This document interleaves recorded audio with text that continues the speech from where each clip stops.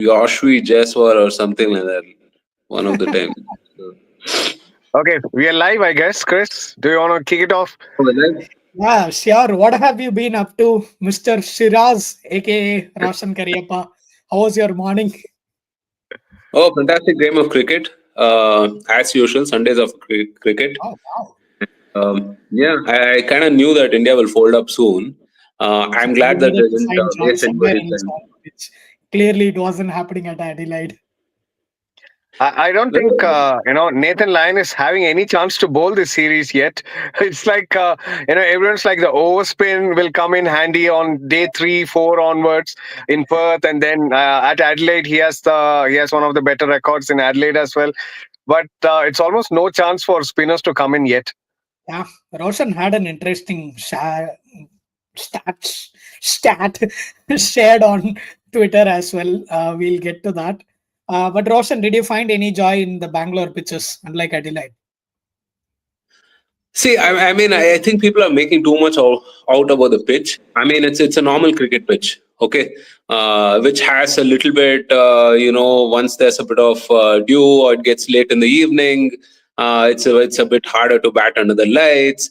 Early in the day, I mean, there is some movement. I mean, what do you expect in a pitch? Obviously, it's going to be this way, right? I mean, it's not going to be like one of those flat dust balls where Yeah. literally anyone and everyone is going to cart you all around the wicket. So I don't think the pitch was as much of a factor as some people Actually, make it out to be. it's interesting you bring it up because the other boys, including Khandalf, they just spend like 15 minutes every stream, especially in these preview episodes, going on and on about the pitch. Yeah, the weather is an even 32.1 now, and then the No, the dew is Perth like pitch was 14.7%. No, I see think Perth. it The pitch mattered was in a Perth. factor for Yeah. Perth. Yes, yes. Go ahead, please. Adelaide, what matters probably is way the lights and the conditions, the different times of the day play out. And I think it's got Adelaide always had something for everyone. You always have people scoring 150s, 200s in Adelaide, even during the day match era of Adelaide tests. And then you also have people like Shane Warne and others picking up a lot of wickets in Adelaide on day 4 and 5. And most matches in Adelaide, the day tests have lasted for 5 days mostly, because the batters usually score a lot of runs in the first 2 or 3 days. I mean, that's why you see a lot of people have good records in Adelaide, visiting batters especially. It's actually a visitor's paradise, to be honest, until the pink ball tests arrived in Adelaide. So it always used to be a good ground for Sachin Tendulkar. It always was a good ground for Virat Kohli and Steve Smith. A lot of batters had their day in Adelaide, but. Uh, Even with the pink ball, I think it's got something for everyone. You have a good scoring period during the larger part of the day, and then towards the twilight and during the first hour of the day, like Shiraz just called out, Roshan just called out, it's probably good for the bowlers. There is something happening off the pitch. The lights come into play. The visibility gets a little tricky. So all these things, help the bowlers a bit. So yeah, something for everyone. It's a good pitch. Yeah, it's a good pitch. I think that is the extent to which we should discuss. Just get to the basics. Yes, it's test cricket. Yes, it's going to be grueling. Yes, the wicket's always gonna do something. But if you bat decently and bowl top of off, the game is yours. As my boy Pat Cummins showed. No, see, when the Indian batting in the first innings was kind of like crumbling, so I thought it was like this master plan, some 3D chess that our boys are playing to have Bumrah bowl under the lights. Okay, so but clearly that didn't pan out as expected as well. But yeah, it's a decent pitch and amazing to see all the crowds in Australia as well. I mean, I think apparently 100,000 people. So it's fantastic for a test match to have that kind of fans and support. Yeah, let's talk about the game. A lot of interesting stats. The first one being 1031. What is Dolphy? Oh wow, there's we couldn't find a fourth person, so we just got to Candles. So 1031 being the magic number. That's the lowest number of deliveries bowled. I don't know, in all of Test cricket or in India versus Australia. likely. That's a startling start, if anything, considering how you played last time out at Perth. Well, last time as well, I mean, the first innings was pretty terrible, right? Look, I mean, I think the point I've been trying to make all through, and I sound like a boomer, and perhaps I am a boomer as well, is that Test cricket has fundamentally changed, right? So I was just curious. I asked Perplexity what is the average duration of a Test match, and it says 270 overs, which is roughly about 3 days, right, in all of 2024. That's an absurd stat, right? That's crazy. Whatever that is not Test cricket. And then you see that a team is kind of supposedly batting to save the match and is averaging about 5+ runs a session, right, and losing 2 or 3 wickets. That's again not Test cricket, right? Yes, Shuffling it's all just across baseball. the sorry. It's just baseball. Um, See, baseball to win is one thing, right? Baseball to just dick around is, I don't know. I mean, I don't even call it baseball, right? I mean, okay, I mean, It's look, just lack of patience. it's just see, look, 300 runs or 350 runs to score on the last day. Okay, you decide to make a match of it. Now, a few people like go all out and hit it, out of the park. That's fine. That's okay. You call that baseball. I'm all for it, right?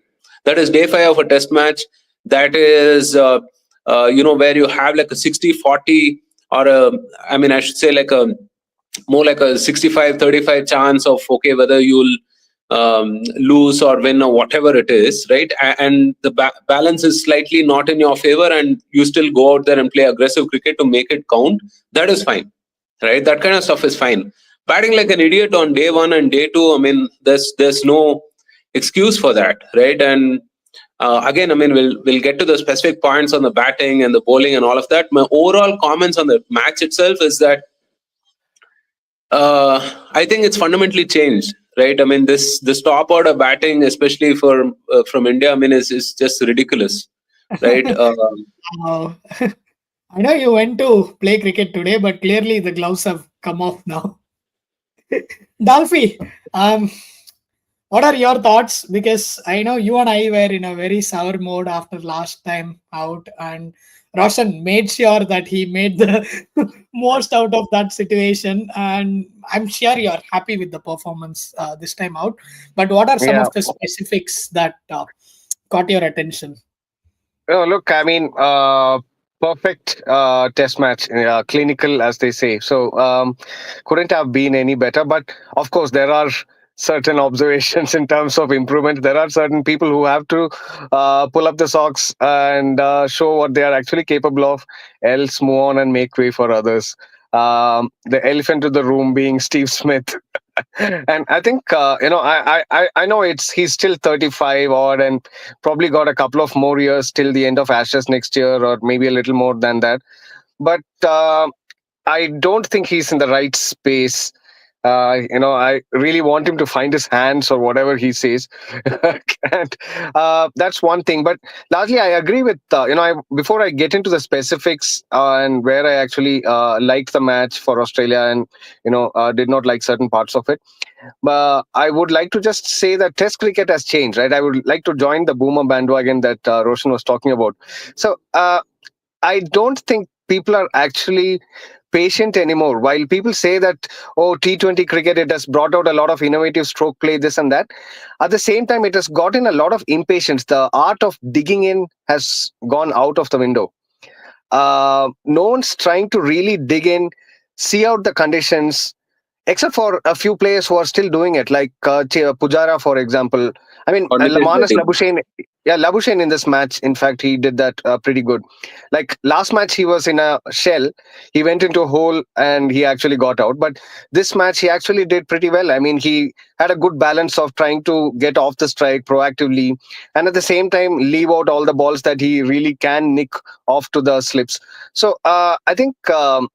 That art of digging in, trying to see out the conditions, wait for the right phase of play to actually score runs, things like that, those skill sets have actually started to wane a little bit. And probably it's just human nature, right? Like you see certain things get rewarded more. People are pushing for results.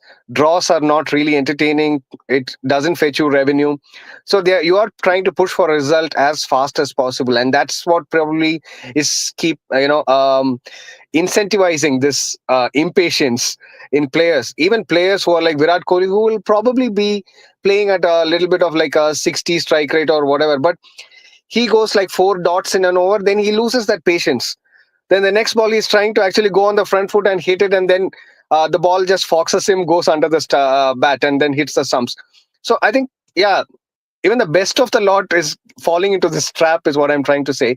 But in all, I think a brilliant result for Australia. Pat Cummins finally found that the only way to get wickets and come back to some red ball bowling form is to bowl, short pitch stuff like he did in the third and the fourth Ashes, where England and Australia were both bowling short with, short pitch stuff. Although that was negative game, but still, I think Yeah, that was the only way to get into the wickets this time. But he was absolutely. actually, yeah, varying his length a lot. Yeah. Yeah. Again, right? It just goes back to my boomer take on sticking to basics. And somebody during this test match, or possibly little earlier than that, asked Markwa, what does Marnus Labuschagne? Oh wow, the Shiraz bug is really catching on to all of us now.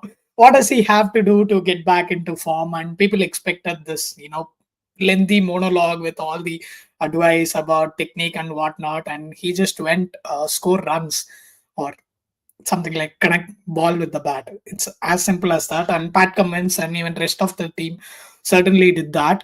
And from my perspective, a couple of really interesting things. If you remember last time out, I was really high on emotions and I was very critical of the team about how I haven't seen any changes. This is not a one-off result.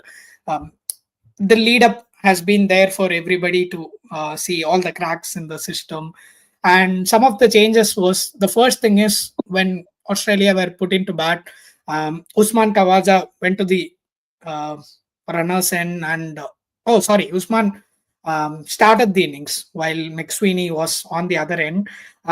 If you recall, in the first test match, McSweeney being a debutant, he was asked to go up against Bumrah, and it was He was little just things like thrown to that. the wolves. Yeah. He was just Yeah, thrown to the wolves. I'm glad that they made note of that and decided that, hey, this is not right. Ozzy being the senior player, he has to come in at the front. And Scott Boland coming in. I know it was a forced change because Hazelwood was out injured. But the thing that I love about Scott is there is this aggression, not in the way that he speaks or his body language, in just the bowling, right? Hazelwood is amazing, but he's your I'm gonna strangle the batsman and make them lose the wicket with the bowler from the other end kind of bowler. Meanwhile, Boland is just, what, I'm just gonna put the dagger in and close you right then and there. So Scotty brings a variety to the team that Hazelwood, in a way, I know it sounds insane, but in a way that Hazelwood actually doesn't, at least for me personally. Like, you're free to disagree with that. And lastly, of course, leaves. Australia batters let go a lot of deliveries, something that Virat Kohli could certainly learn from, which again comes back to the art of patience and playing test cricket the right way. Those are three things that immediately stood out to me as, hey, this is why we managed to turn this game around, unlike the last time out. I'm gonna let Roshan take on from here and just address. Roshan, before you start off, just a question for you. Is Rohit Sharma, is the Indian think tank, has the Indian think tank gotten it wrong in terms of changing the team from the first test? I know Rohit Sharma had to come in as a captain, but he seemed like a misfit almost and totally disturbed the team combination. Yeah, see, I mean, you're not gonna like sack a captain midway through the series, right? I mean, he was anyway due to come back. But Rohit Sharma, the batsman, I mean, leaves much to be desired. I think, if I'm being really honest, it's time for a few of these folks to leave, right? Even old mafia bosses knew when it was over, right? They would pick up gardening or play the bassoon on the weekends or go to children's recitals and so on. Otherwise, the other thing was that they would get knocked off, right? I would hate for Sharma, Kohli, etc. to get knocked off.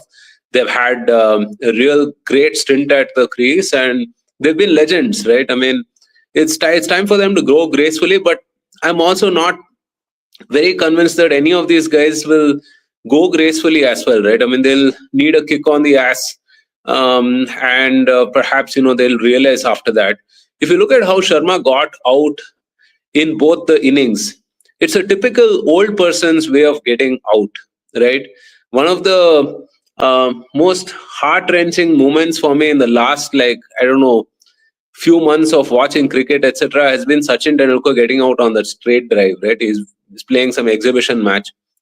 Now, 9 times out of 10, Sachin in his prime would have hit that, right? But then there's such a big gap between ball and bat when he plays it this time. It's clear, right? I mean, Sachin at 50 or whatever he is not Sachin at even 35, 37, 38, right? Rohit Sharma on both the innings, he picked up the line. If you see, he picks up the line, but the bat is just a little late, right? And it seems like a classic old person's way of sort of, getting out. And especially if you're like a prodigious talent like Sharma, right? I mean, if you're like a Rohit Sharma, not like the hardworking kinds, but really prodigious talent, some of those genius like instincts and reflexes, it matters more to you when you slow down, right? You don't quite have the same kind of touch, right? So I don't know. I mean, I think, yeah, in terms of the team selection as such, I mean, we definitely have to reconsider a Rohit and a Kohli perhaps in the team. At this point, neither of them is like looking like they will stay, right? And to your point, right, see, if I had to bet my life on someone batting through a session, there is literally no one I can bet my life on. Absolutely no one. Whereas I could have perhaps picked out like 3 or 4 people from the team like 15 years back, right? Even 10 years back, I would say. So that's, I think, like the major change. See, the other temptation that we have is to look at a result and conclude on the team, right? Even after the Perth result, I didn't particularly think that the Indian batting was amazing. Like, to be really honest, it looks amazing when a couple of the lads get like centuries and so on, but then it is what it is, right? Even a broken clock is is right twice a day, so it can happen. I mean, but on test matches like this, you kind of see the gaping holes, right? None of them. I mean, and to be really fair, right? See, like uh, the Australian bowling was good, but it was not exceptional. Okay, it was definitely not like to the degree that we get bowled out in 3 days for sure, right? Uh, But look at Scott Boland, for example. Scott Boland is a classic example of a 130 km per hour line and length guy, right? He's just going to come at you. He's going to bowl the same ball over and over again, and the ball is 1 in 3 balls. The ball is going to move either way, a little bit here or a little bit there, and you're going to make a mistake, right? Now, how do you play a Scott Boland? In my very uneducated view of this, the more respect you give to the types of a Scott Boland, the more chances of you getting out, right? You wow. If Yes, you were a selector in the 90s, Megra would have been a farmer or something, right? I 100% Just think that Megra in respect the current era, the Megra in the modern current game. era would have gotten belted. Megra in the current, look, what kind of line and length are you going to bowl when someone's going to step out for you like every 2 balls, every 3 balls, someone's going to step out like Rishabh Pant and cart you. What are you going to bowl? No, What line and length uh, are you going to bowl? to be What honest, are you going yeah, to I do think when someone shuffles across the Megra is crease this way, that way? What are you going to Megra is do? very deceptive. Megra is very deceptive. To be honest, he's not the 130s bowler as he seems to be. He actually, the ball really. I mean, Get based him on many done. accounts, I will based not on sit many, here and take this Megra slander from yeah, an Indian yeah. fan. Okay, Exactly. I mean, I will put up sort of a white flag and say Megra had this ability to skid the ball through, which is very underrated, right? And Boland's exactly. to Hazelwood, Boland also seems like the kind who is like more of a skittish bowler, right? It kind of pitches just short, not really length, but then it doesn't bounce as much. It can just like like stay a little low, and that is troublesome for sure. But I do believe these kind of bowlers who will bowl the same line and length like for all 10 overs of a spell, right? It's up to you to sort of disturb them, right? I mean, you Yeah, don't the have only to way to even play be them is disappointed. actually with a horizontal bat. You can't play straight shots at these folks because the ball is It's actually about the nipping here angle. and there. No, Yeah, it's exactly so. It's about the angles, right? I mean, the guy. It's very clear, right? I mean, the guy is angling across you, right? So what are you going to do about it, right? I mean, you're going to open up your stance a little bit, get behind the ball. Well, if that is not happening, then you have to figure another way to play him, right? I mean, you can't still play side on. And it's funny I'm saying that because I feel not enough people play that side on game anymore, right? I mean, you look at Shubman Gill, the ball that he got out. I mean, okay, it was a good ball, right? It was a very good ball. But I'll tell you, I mean, if you look at like the 90s, Chaminda Vasa's every third ball would be like this. Forget about Chaminda Vas, he's a legend, right? Nuwan Zoisa or even all your, whatever other types of left arm fast bowlers, yeah. half a Even dozen types. Brendan, someone like Brendan Julian. Yeah, yeah, exactly. Yeah, All of them you had this uncanny ability of like bringing it back in, right? I mean, everyone. So it's not extraordinary as such, right? But yeah. what made the ball really good is like Mr. Gill thinking he can whip it, right? Whip it across the line, right? I mean, when it's a classic ball where you have to get behind it and like play straight, but they don't do that anymore. The head is not steady. I mean, the head is leaning over a little bit. Oh, our head I was don't know. really steady. I'm gonna cut you off and take it to our head. But before we get to our batting, couple of things. I think getting the ball to hit the off stump like 5 out of 6 times in an over, that's test cricket at its finest. And I absolutely don't agree with you when you say that, oh no, that's all he does. You know the old No, Bruce no, Lee quote. I see, fear it's a the skill. man who It's practices a the skill. same. I wish that one of my least favorite bowlers right now, Mohammad Siraj. I mean, I wish he does that. He would like transform himself totally if he just kept line and length, right? But he tries all kinds of nonsense, right? So I wish someone did that.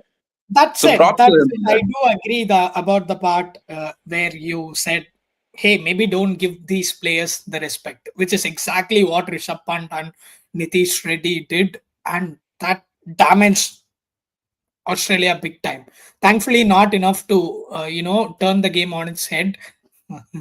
Hit again. Can't resist the punch now. Hilarious.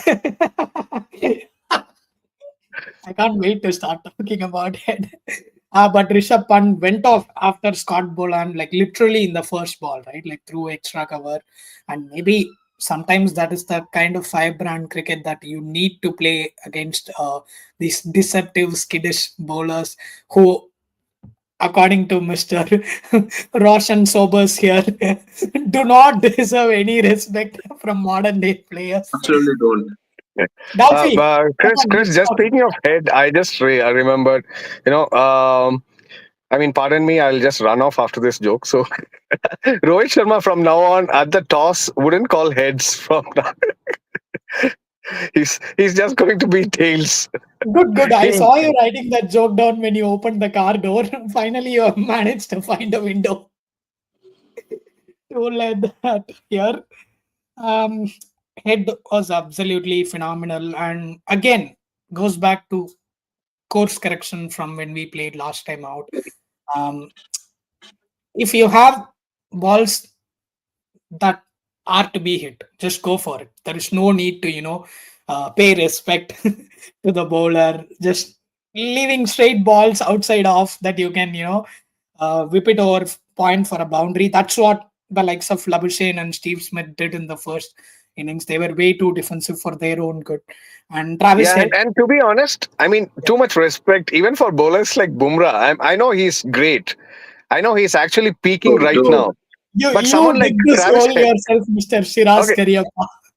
okay. Let me put this. Yeah, because Come on. you know, someone like Travis Head just casually, late cuts Bumrah to the boundary. I think that's what Bumrah deserves because he's not someone who is new, who someone is like mystery. All of a sudden, people have realized that he got this late release and all those things. He's been, I freaking know, playing right? for the He last just so many has years. this kind of a sling action and he just keeps Yeah, it to the stump. How See, hard no, it no, is no, no. can Okay, be. you okay, know, okay, okay. the fact is that Guys, okay. Let guys, me finish guys, this. Let me finish this. guys. Bumrah has been playing for quite a while in the IPL. Before that, with everyone, all of these guys have played Bumrah a lot, and he's not new. It's just that Bumrah is peaking right now, just like Mitchell Johnson peaked in 2013 to 15 and all those things, where suddenly they seem like they are Michael Holdings of the world, right? Yeah, I get it. But then that the only way to play such bowlers is also to not respect them. Just start hitting. You will put them off. I mean, the Perth pitch had some assistant extra pace. Bumrah at 140 seemed like 155. But right now, it actually showed with the pink ball getting softer. The 135 was actually 135, and they were able to actually negotiate him better. And Alfie, I'm gonna stop you right there and ask Mr. Shiraz if he has any retractions. Yeah, I actually wait. I'm just getting my charger. Okay, I mean I have a whole lot to say about this, but Oh, just give me a great. second. Yeah, you figure that out, and I'll add my 2 cents here. I Yeah. think, So as outrageous as it sounds, I see what Dolphy means. Because even if you take this game, Bumrah was definitely unplayable in the first spell, and yes, the batters just made sure that they didn't give away the wicket. But when he came back on, there was this muscle problem, and then it was very evident that he was dropping pace. And at that time, thankfully, the team didn't make by team. I mean, the Australians didn't make the mistake of, still being defensive. They actually put the balls to the boundary that were meant to be. And Travis Head in particular, there were a lot of flicks that he was just casually scoring boundaries of Bumrah, and that certainly took the pressure off. Whereas last game we didn't do that, and that is why Yeah. Bumrah looked unplayable. So you ended up taking additional risk with bowlers from the other end, and even the likes of Siraj, had a field day. See, in no way I mean that Bumrah is not a great bowler. He is. He has done it consistently, and he can do it across conditions. I agree. But then he's not unplayable. I mean, everyone has played him. Everyone has really whacked him around the park as well. So Yeah, that's my point. there has Yeah. been a lot of I psyche, right, mean, about wait, Bumrah wait, of wait, late, wait. and he has earned it. Now I'm gonna leave it Okay, to so you Roshan to guys have defend said that enough one. about Bumrah, and I think you crossed a certain line with him also, right? I mean, what you can tell about him. Wow, you couldn't find the line when you talked about Glenn McGrath, and Bumrah is where you draw the line. See, it's like Bumrah is a generational talent. Okay. Uh, I'll tell you, I mean, forget about Bumrah. This morning's cricket match, right? I mean, someone who's bowling like 50 kilometer, 60 kilometer. There's this dude who bowls with the same action, right? But one ball spins inside, one ball spins out. I mean, he's doing it with his fingers, but obviously I don't have my, glasses on, so I can't really see that finger action. It's hella confusing to play. It's super confusing to play, right? And the batsman is always like wondering what's going to happen. It's not like he doesn't bowl dollies. He does, but you don't know which way the ball's going to go, right? Now, even 140 Ks, which he's pretty consistent at, right? Doing that at 140 Ks, having the kind of lethal bouncer that he has, having the kind of lethal yorker he has, having the ability to move the ball both ways, irrespective of what time of the day it is, right? Having the ability to either skid the ball through or from that same pitch itself, like make it bounce uneven. I mean, it's like, see, so when I talk about Boland, right? I talk about someone who's like a hardworking guy, right? Who gets to who's practiced it so many times, perhaps, that he can bowl at the same damn place over and over and over again. That's phenomenal consistency, right? And don't get me wrong, I think most bowlers would love to have that sort of consistency, right? But it's not unplayable stuff, right? And on your day, if you are a Rishabh Pant or a Travis Head, or even like a Magnus Labuskagni, right? You can pick them up. you can pick them up because they become predictable after a while. You can play them for sure, right? So my point about paying too much respect to bowlers is to understand like the game and the situation and play things accordingly, right? I mean, yes, of course, Bumrah is going to bowl like that one ball, with a short and wide off stump, right? I mean, and of course, Travis Head is going to like take his chances and whack it off for sure. I mean, that's what they should do, right? I mean, not leave everything outside. But yeah, I mean, overall, like if you look at the bowling of both sides, right, I see huge problems, right? Because Siraj is okay. I mean, again, he toiled really hard, but then, I mean, seemed like a little bit so-so to me, right? Harshit Rana is like got miles to go before he becomes a test bowler, right? And Nitish Reddy, I think, lacks like, I don't know, maybe 5-10 Ks of pace and any meaningful variation, right? You And both Ashwin sound is right. Ashwin was good for an off spinner, but not that great now, right? So essentially, you're going into a match with just like this over reliance on Bumrah, right? That Bumrah will get that 5 or 6 wickets, and you're going to like have someone chip in with 1 or 2 wickets here and there. So which is not the best strategy. And if you look at Australian bowling as well, okay, apart from it's essentially three bowlers who have won the match for you, right? I mean, Mitchell Marsh was crap, right? Nathan Leon I bowled, I think they think, one knew over or that. two overs. They knew that, which is why they said they're not picking another all rounder for Mitch Marsh, because they knew that they could probably do with the pink ball with just three bowlers.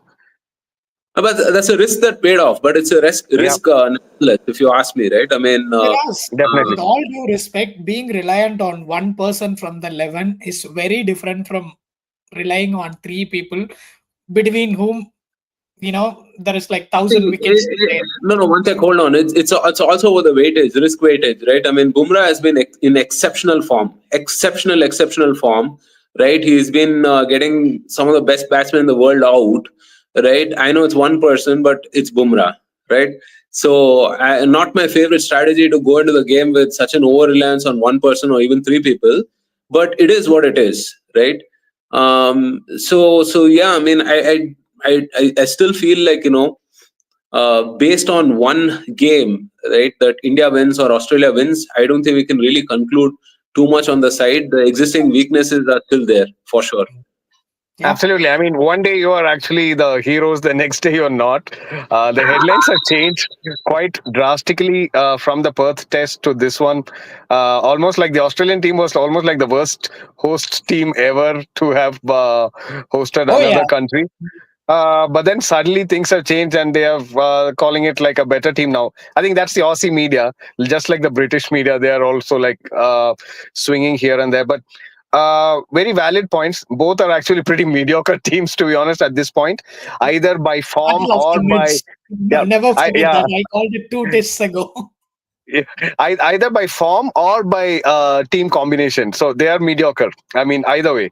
So Yeah, I I think think the fourth and the fifth bowler's job is like severely underestimated in this series, and I think there is room for some creative thinking, which I yeah, hope that at least India will do on the back of this loss. Roshan, please yeah. don't give Steve Smith ideas. He's gonna want to be our fifth bowler now if he listens to this. All right, let's move Yeah, towards the conclusion. Dalfi, I think not much to change from the Australian side if no, Hazelwood I gets think, back. Boland will continue in Brisbane, but in case someone like Michael Nisa gets fitter in time, probably also because he's a homegrown lad, Queenslander, he might play in Brisbane. Also because he can bat a bit better than Boland, of course. He's a bowling all rounder Oh yeah, in yeah. all We his. have established thoroughly that Boland is the most undeserving cap out there between the two teams. So yeah, so definitely, I think it that could be a possible change, but I don't think Michael Nisa will be rushed into it, even if he gets fit. Yeah. It could be just Boland continuing. They might not want to change this combination. Australians generally do not change combinations much through the series. Something that I was Uh, very critical of in the last test. I would yeah, like yeah. So to acknowledge that's that. going to continue. Roshan, So what I about don't you? expect any Honestly, like changes. you have much bigger problems because this looks like Oh, an RCB match at this speak point. for You have yourself. a world class team and What are you doing with your team combination? Why is Rohit Sharma and number 6? Is it Deccan Chargers and is the year 2009? What's going on? Why And is Ravi Jadeja not the on the team? the funny thing is, objectively, if you think about it, I think Washington Sundar is a better number 6 than Rohit Sharma. If you ask me, he's a better option. I mean, people will say that I'm being like really facetious and stuff, but look, I mean, you He bring can someone he like can score Washi 25 in. runs. Yeah, he can It's score the not 25, 25 more 30 than runs, Rohit right? I at mean, this he can point. pick up that odd wicket. I mean, he can give your bowlers main bowlers a rest, right? Fields relatively, whatever, right? I mean, so uh, I would literally say swap Rohit for Washi, but I know people like Sharma fans will kill me for that. But I don't know, man. I mean, I just feel that there are some gaping like holes that we're not acknowledging. It's time for Kohli to go. It's time for Sharma to go. It's time for us to really think beyond Shami and Siraj in terms of the pace bowling as such, right? It's time for us to again think beyond Ashwin, think beyond Washington Sundar about like for really good spin options. It's perhaps time to drop Gill as well. I mean, I think Gill should be reserved for ODIs and T20s. Again, I mean, very unpopular opinion perhaps among Gill fans, but playing like he does, yeah, I mean, I don't want you to get 25 runs or like 20 runs out of like 18 balls and stuff. I mean, I wanted to score hundreds, if not hundreds. I mean, I wanted to score like a 35 runs off like 120 balls, right? Yeah. Which is Mm. something he's incapable of doing. Like people don't realize, people don't recognize how much of a virtue that is, right? Getting stuck in there, seeing off the new ball, right? Because think about it, right? I mean, you see off. That won the game for Australia. We literally spoke about how Australia won the match with three bowlers, right?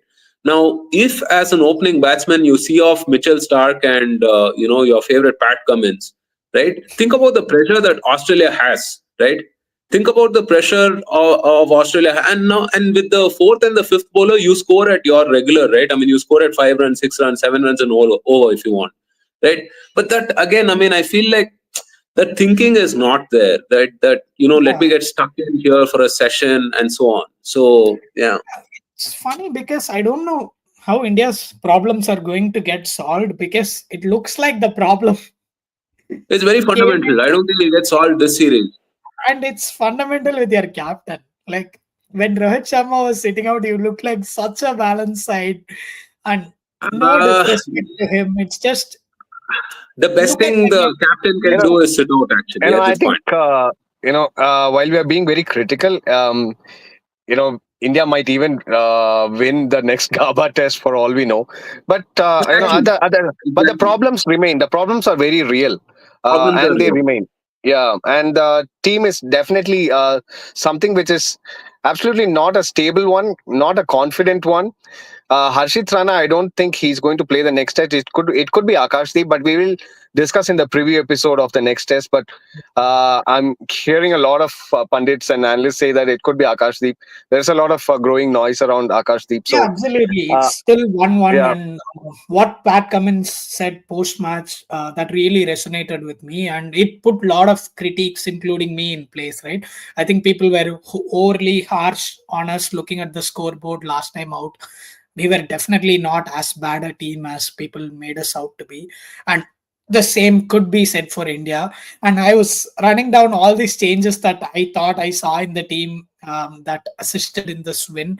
The most important change is the team combination of India, right? That's why I'm a yeah, little more confident than last time out because it's Rohit Sharma is not gonna get dropped, and you want to play Jaiswal and you want to play Gill, and unless they decide to drop Gill, the same problems are going to yeah. haunt you in the third test as well. And as an Now, to Australian me, fan, I just summarize it like this: the last two tests. I think the first match, Bumrah won it single-handedly for India. He was unplayable. He was a force. absolutely. Like he just steamrolled Australia, and then that won the match. The second match, I think India batters played really poor, and that's actually won the match for Australia. Of course, Australian bowlers did their job, but the batters did really poor. Australian bowlers did okay, did well, I would say, Yeah, right? I mean, for sure. I mean, I'll say it's 6 on 10 performance, but the Indian batting made it look like it was 8 or 9 on 10, right? I mean, that's the truth of it, actually. See, if you look at like how people got out, I mean, right from the beginning, these are not exceptional balls. Yeah, I mean, you had that, exactly. odd from Cummins like bouncing like crazy, and you can't do anything about it. But then also, I mean, it's arguable if he should have Punch should have played it the way he did, but that's fine. You can't do anything about those kind of balls, right? But Shubman Gill trying to like play an on drive of a left arm seamer, right? When he is bowling full, that is a stupid shot, right? Again, Kohli trying to like there was this in Bangalore, people used to people used to talk about how Rahul Dravid bats. Okay, they used to say, he would take the bat all the way there and say, Mutbeka Mutbarda. Should I touch it or should I not? And then he would just leave it like that, right? So Kohli is doing it, except he's actually playing it, right? So which is absurd. I mean, if you look at how he got out both the innings, right? I mean, he didn't want to play it, but he kind of ended up committing to it, and like whatever, he was caught in two minds. The rest of them, I don't know. I mean, really, I mean, there's no. I wish they played a little more conventional, right? Little more side on, little more straight bat, little more get behind the ball than trying to fish outside off and trying to play those whatever kind of shots, right? Because I again, this is a very unpopular opinion. People may think that I'm That's your crazy. 14th for the stream, by the way, in 14 Yeah, minutes. and as we speak, I'm actually ordering a box of tissues for Roshan. Yeah, I think we need to, No, he has to stop talking now because see, he's I tell starting. you, This is it's where he goes off the rails. see, the reason why a bowler has six balls an over and a batsman can only get out once is because I think objectively it's harder to get out. You know, it's hard. It's hard to get out unless you do something stupid, right? If you get behind the ball of the line, and we're not talking about like gully cricket, village cricket. We're not talking about all that, right? I mean, these are people who have, whatever Malcolm Gladwell rule, this rule, that rule. I mean, so who spent like 10,000 hours plus, right? So unless you do something stupid, like, or unless someone like a Bumrah produces a pitch of a delivery, it's difficult to get out. Trust me. Right away, Trust if you me, play, I played yeah, trust cricket 2 me. hours in the morning. Look, Now I'm I'm telling you. I solo mean, in Richardson. 10, look, I'm 1%. telling you, the previous lineup, 10, 15 years back, they didn't look like they got out. I mean, they may have gotten out, but they didn't look like it. These guys, I won't trust for my life. I mean, they look like they'll get out every over, or they'll hit a You four somehow. have said a lot, gentlemen, and I hope you come back. And just for the kicks Little of more it, I side on, want little more side India on. win. Try to make Jeffrey Boycott's mom proud. Little more side on, little more behind the ball, little more like straight bat, less Hmm. scoring opportunities, but you won't get out. Yep, I have a feeling you're not going to order a lot of food when the next test match comes around because you have a lot of words to eat, my friend. Thank you so much for watching, folks. Thank you, thank you. Bye bye. Thanks, guys. Cheers.